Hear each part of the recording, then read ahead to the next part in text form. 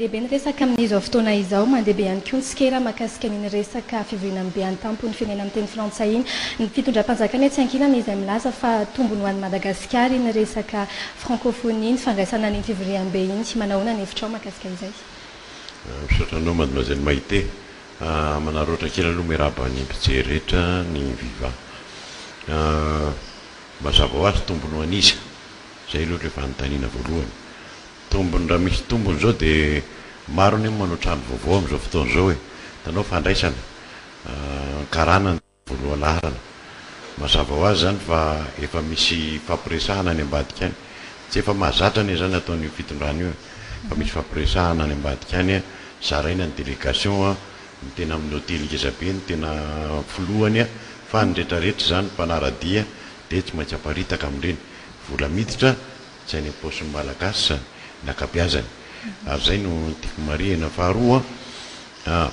zao hoe tena manaitra le izy manaitra ary tena voadona mihitsy mamalagasy asa mba tokony tratran'izany tsika rehetrarehetra satria zao ahoana moa mademoiselle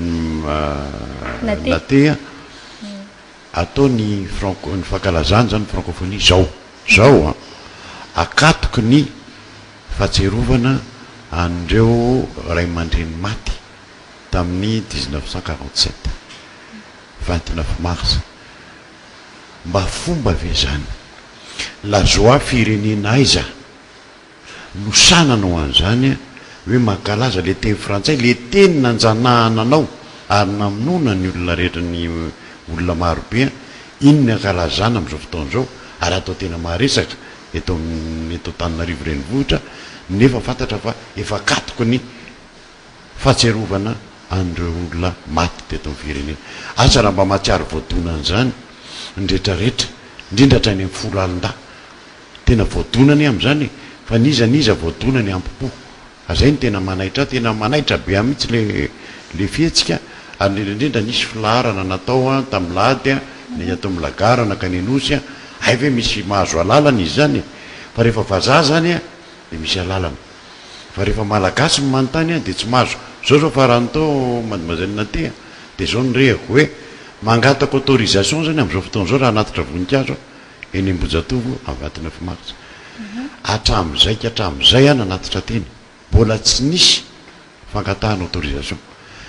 fa nous sommes dans quel pays aloako miteny vazaha mihitsy manontany azy firenena inona misy eto Madagasikara ty inona ny anaran'ity sao dia ny anaran'ity ary hoe dom-tom territoire d'outre-mer na département d'outre-mer frantsay satria tena manitsakitsaka mihitsy ny fiandrianam-pirenena malagasy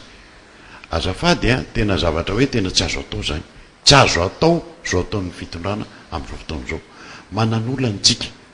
amin'ny la Frantsa ary olana goavana satria nosy malagasy zay efa nididiny ny firenena mikamba nomenantsika angana faran'izay amerenana azy amintsika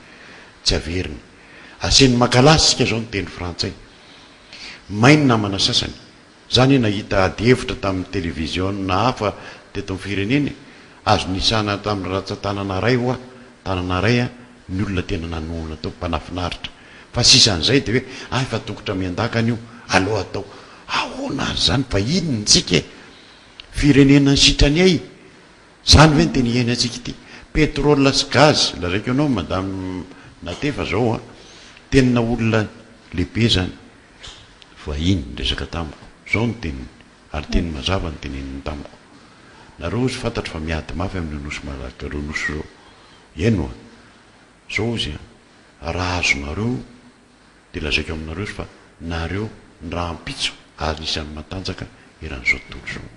amin'ny pétrole sy gaz nareo eritrereto zany hoe izy mahatsapa an'izany mpanjavatra ny tenenin'ny faram-potsiny na fatraparany dia hoe tandremo fitantanana ozy fa nareo malagasy malaza amin'le fitantanana tsy dia mahomby ka hitanao zany tena hoe nanovainy ary mahatsapa hoe tena goavana nefa io zany dia amevanina za zao mahita ny tenin'ny secrétaire général ny francophonie dia gaga amin'ny teny io resaky la France didy io fa inona taiza izy nianatra